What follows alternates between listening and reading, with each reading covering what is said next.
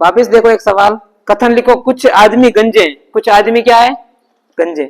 Second कथन है सभी गंजे अमीर है। सभी गंजे अमीर है। अब निष्कर्ष में पहला कुछ आदमी अमीर है, दूसरा कुछ अमीर गंजे हैं, तीसरा सभी गंजे आदमी है, और चौथा सभी अमीर गंजे हैं। अब आप खुद से बताओ कौन कौन सा सही है। चारों कैसे हो सकता है सही? चौथा वाला है सभी अमीर गंजे हैं। 3 सही है, चौथा गलत है। ऐसा कोई ऑप्शन ही नहीं है। ऑप्शन में देखो क्या है, पहला तीसरा सही है, पहला दूसरा सही है, पहला चौथा सही है, या दूसरा चौथा? पहला दूसरा, पहला तीसरा, पहला चौथा और दूसरा चौथा।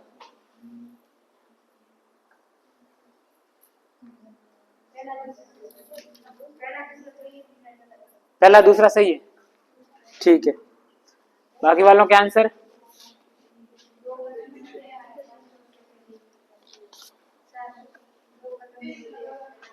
ठीक है।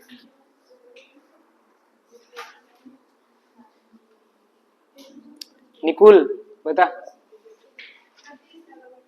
तीसरा गलत है, बाकी सब सही है। ऐसा कोई ऑप्शन है ही नहीं। ऑप्शन में क्या है, पहला सही दूसरा सही, पहला सही तीसरा सही, पहला सही चौथा सही, और दूसरा सही और चौथा सही।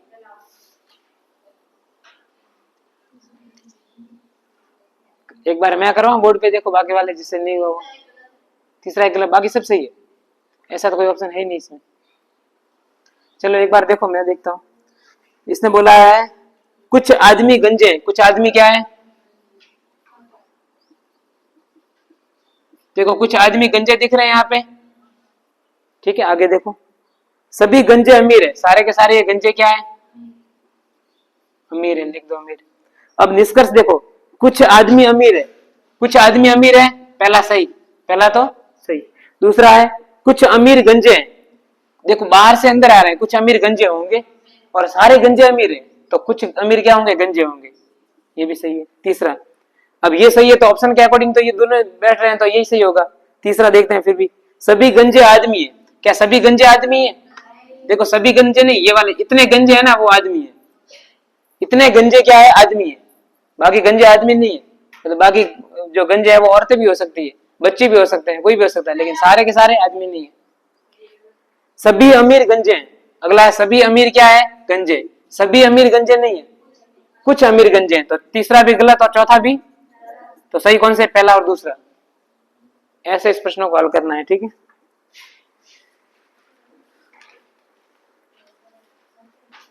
अगला देखें। अब अगला सवाल,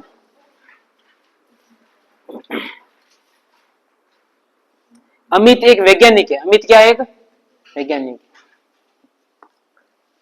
अमित एक वैज्ञानिक है, लिख तो ठीक है। अगला देखो, कुछ वैज्ञानिक परिश्रमी है। पहला कथन तो अमित वैज्ञानिक है।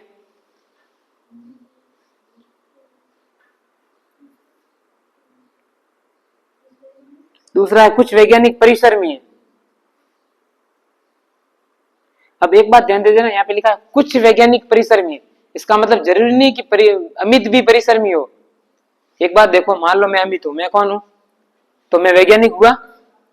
अब दूसरी लाइन इसने बोली कि कुछ जो वैज्ञानिक है ना वो परिश्रमी है। सारे वैज्ञानिक परिश्रमी नहीं है, कुछ ही परिश्रमी। तो कुछ में मैं आता हूं या नहीं आता हूं मुझे ही पता नहीं।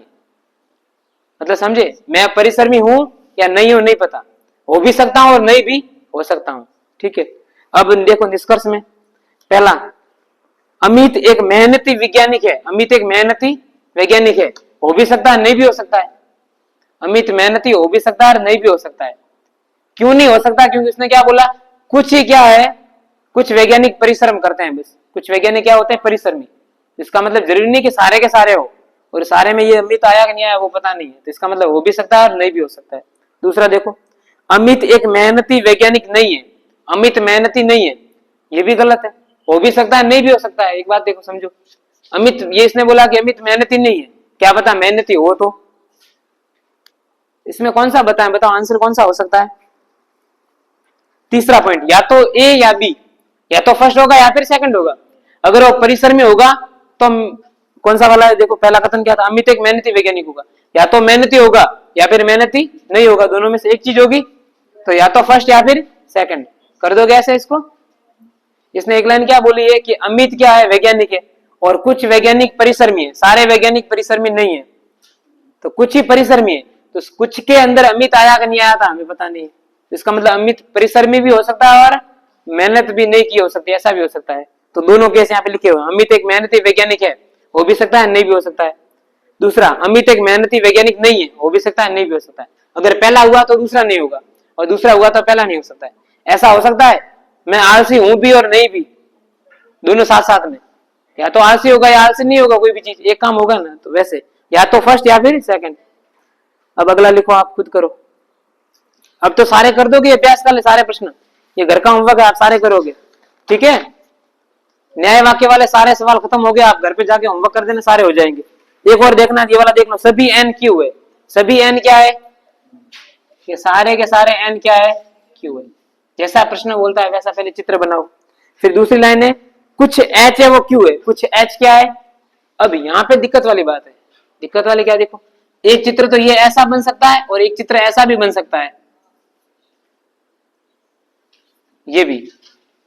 इसने एक लाइन क्या बोली कि सारे एन क्यू है, दिख रहे हैं।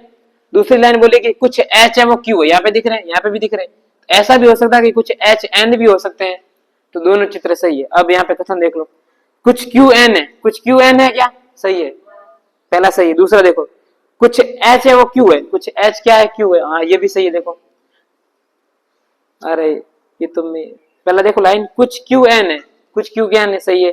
कुछ क्यू एच है, दूसरा कथन सॉरी दूसरा है, ठीक है, दूसरा अलग देखो, कुछ है वो क्यू एच है, कुछ क्यू एच दिख रहे हैं, कुछ क्यू एच है, कुछ क्यू एच है, ये भी सही है। तीसरा कथन, कुछ एन एच है, कुछ एन एच, इसमें गलत है, इसमें सही है। पहला दोनों कथन तो दोनों में सही है, और तीसरा वाला कथन फर्स्ट में गलत है लेकिन सेकंड में सही है। इसका मतलब तीसरे वाले को साथ में लेंगे कि नहीं लेंगे, नहीं लेना है। एक में तो है दूसरे में नहीं है, इसका मतलब नहीं लेना है। जो दोनों में होता है उसको लेना है, इसका मतलब first and second is both are right, ठीक है। अब लिखो आगे अगला सवाल, अगला एक आप करो। सभी जेड डी है, सभी जेड क्या है, डी है, सारे जेड डी है, बना दो, सारे जेड डी है, बना दिया बोर्ड पे। अब देखो अगला, कोई भी वाई जेड नहीं है, कोई भी वाई जेड नहीं है। अब चित्र अलग बनेंगे, एक चित्र ये बनेगा कि वाई को यहां ले लें, और एक चित्र ये बनेगा जेड ऐसे, वाई ऐसे और डी ऐसे, ऐसा भी हो सकता है ना। अपने को चित्र बनाने कैसा बन सकता है, बस कथन इसमें फुलफिल होने चाहिए। पहला कथन क्या है, देखो सभी जेड डी है, सभी जेड डी है। दूसरा कथन क्या था, कुछ नहीं सॉरी, कोई भी वाई जेड नहीं है, कोई भी वाई देखो जेड नहीं है, अलग अलग है ना। तो इसका मतलब यहाँ भी तो देखो कोई भी वाई जेड नहीं है, और ऐसा हो सकता है कि सारे के सारे वाई डी हो, तो ये केस हो सकता है। तो ये भी सही है, ये भी सही। अब निष्कर्ष देखो, कुछ डी वाई नहीं है, कुछ डी वाई नहीं, कुछ डी वाई नहीं है, कुछ क्या सारे ही नहीं है यहाँ तो ये पहला वाला तो इसमें सही है, कुछ डी वाई नहीं है। और यहाँ पे देखो कुछ डी वाई है, यहाँ पे है ना, बाहर से अंदर आ रहे हैं, कुछ डी वाई है, तो ये तो गलत दिख रहा है।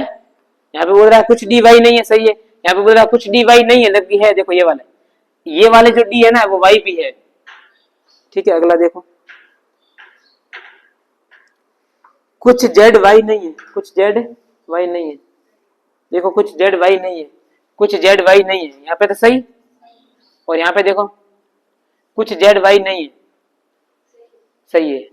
कुछ क्या सारे ही नहीं है, जब सारे नहीं है तो कुछ तो नहीं होंगे, देख रहे हो। देखो कुछ जेड वाई नहीं है, कुछ क्या सारे के सारे जेड वाई नहीं है, तो कुछ तो नहीं होंगे, समझ आई बात। अगला देखो तीसरा पॉइंट, कुछ डी जेड है, कुछ डी क्या है कुछ डी क्या जेड है, तीसरा है। तो ऑप्शन कौन से सही हो गए, दूसरा और तीसरा। पहले वाले चित्र में तो तीनों सही है, जबकि दूसरे वाले चित्र में पहला नहीं है, इसका मतलब ऑप्शन कौन सा सही हो, दूसरा एंड तीसरा। सभी कहाँ है सही, देखो अरे इस फर्स्ट में, सेकंड में कहाँ है। चित्र भले अपने दो बन रहे हैं ना, कोई भी बना सकते हैं, इसमें भले बन रहे हैं ना, किताब वाले को छोड़ो ना। यहाँ पे देखो अपन दो बन रहे हैं चित्र, ठीक है।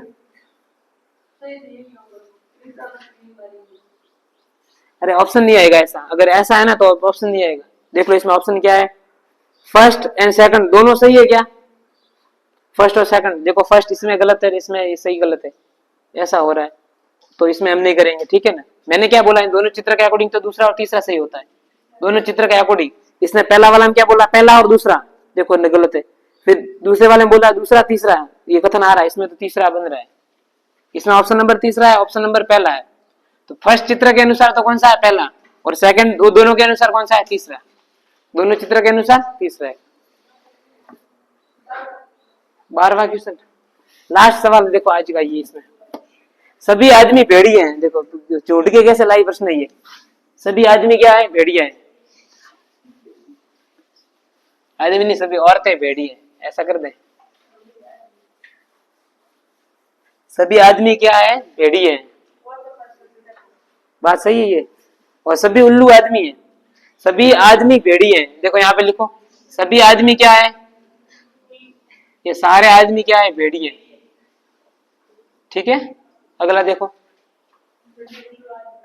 सभी उल्लू आदमी है, सारे उल्लू क्या है, इसका मतलब यहाँ पे उल्लू को यहाँ बनाओ अंदर, और ये हो गया आदमी। सभी उल्लू आदमी है और आदमी भेड़िया है। ठीक है, अब क्या है, सभी तोते उल्लू है। अरे मतलब एक और चित्र अंदर बनाना पड़ेगा। ये अंदर वाला तोता है, बाहर वाला कौन है, उल्लू है, इसके बाहर वाला आदमी। ये देख लेना, ये वाला कौन है, तोता, ये वाला उल्लू, ये वाला आदमी। अब सवाल देखो, ये सभी प्लस सभी वाला है। ठीक है, प्रश्न, सभी उल्लू आदमी है क्या, सभी उल्लू आदमी दिख रहे हैं, सभी उल्लू आदमी है। देखो ये सारे के सारे उल्लू क्या है, देखो आदमी, अंदर से बाहर जा रहा है तो सही है, फर्स्ट तो सही। सेकंड देखो, सभी तोते भेड़िए हैं क्या, सभी तोते भेड़िए दिख रहे हैं, सारे तोते, आदमी भी है, उल्लू भी है, भेड़िए भी है, सारे सब है। ये तोते तो क्या है, तोते उल्लू भी है, तोते आदमी भी है, और तोते भेड़िए भी है, तो सही है ये। अगला देखो, सभी भेड़िए उल्लू है, सभी भेड़िए उल्लू है, नहीं है। देखो कुछ बाहर से अंदर जा रहा मतलब कुछ है, तो सभी नहीं होगा, कुछ मतलब ये भी गलत। अगला देखो, सभी आदमी तोते हैं, सभी आदमी तोते हैं, ये भी गलत। सभी नहीं है, कुछ है। देखो बाहर से अंदर, सभी आदमी तोते हैं, बाहर से अंदर, तो कुछ होगा, ये गलत। तो फर्स्ट एंड सेकंड सही। ठीक है, ओके। अब लगाओ अगला वाला टॉपिक, असर्टन एंड रीजन, अभिकथन और कारण। कारण और अभिकथन, ये लिखो, न्यू टॉपिक। हटा दो इसको।